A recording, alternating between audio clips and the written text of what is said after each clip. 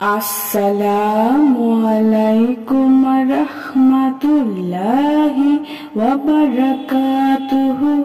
সুপ্রিয় সম্মানিত দর্শক শ্রোতা, আশা করি মহান রব্বুল আলামিনের দয়ায় আপনারা সকলেই ভালো আছেন।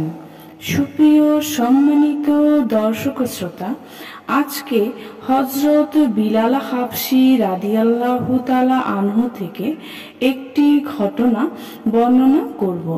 ঘটনার শিরোনাম হচ্ছে খেজুরের বরকত। আশা করব এবং আপনাদের কাছে অনুরোধ থাকবে ঘটনাটি শেষ পর্যন্ত শুনবেন।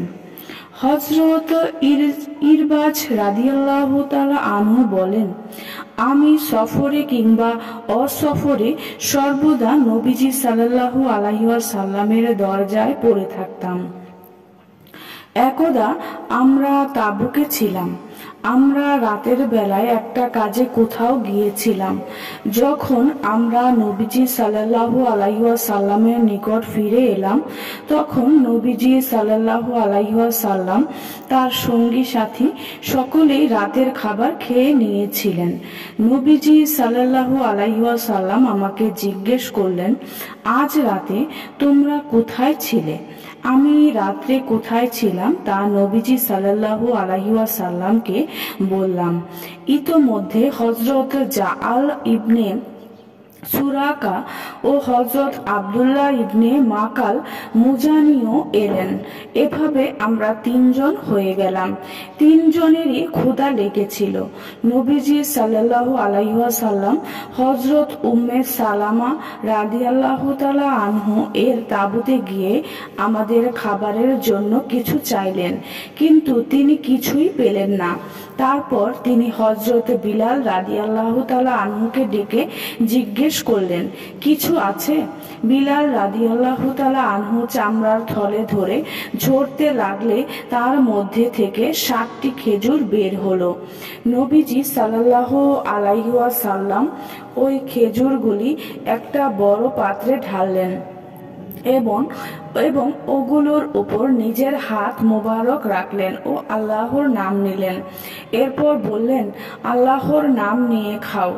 আমরা ওই খেজুর খেলাম। আমি খেজুর গণনা করেছিলাম আর খেজুরের আটি আরেক হাতে রেখেছিলাম। আমি গণনা করে দেখলাম যে আমি 54টি খেজুর খেয়েছি। আমার উভয় সাথীও আমার মতোই খেয়েছিল এবং খেজুর গণনা করছিল।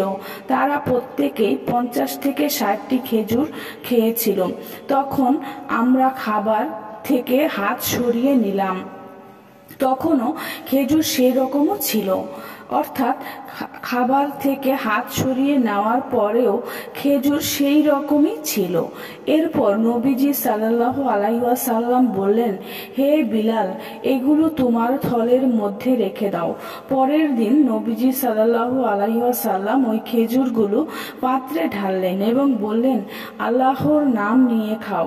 আমরা 10 জন ছিলাম। আমরা পেট ভরে ওই খেজুর খেলাম।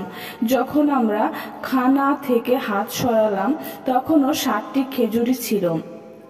তারপর নবীজি সাল্লাল্লাহু আলাইহি ওয়াসাল্লাম ইরশাদ করলেন, যদি আমার আল্লাহর থেকে লজ্জা না হতো তাহলে আমরা সকলে মদিনা পৌঁছে পর্যন্ত এই খেজুর খেতে থাকতাম। অবশেষে নবীজি সাল্লাল্লাহু আলাইহি ওয়াসাল্লাম মদিনায় পৌঁছলে একটা ছোট ছেলে তার সামনে এলো। তিনি ওই খেজুরগুলো তাকে দিয়ে দিলেন। সে খেজুর খেতে খেতে চলে গেল। সুপ্রিয় সম্মানিত দর্শক ও শ্রোতা, আজকের ঘটনাটি এই পর্যন্তই। ঘটনাটি যদি ভালো লেগে থাকে অবশ্যই চ্যানেলটি সাবস্ক্রাইব করবেন, লাইক করবেন, কমেন্ট করবেন এবং বেশি বেশি শেয়ার করে দিবেন। সবাই ভালো থাকবেন। আল্লাহ হাফেজ।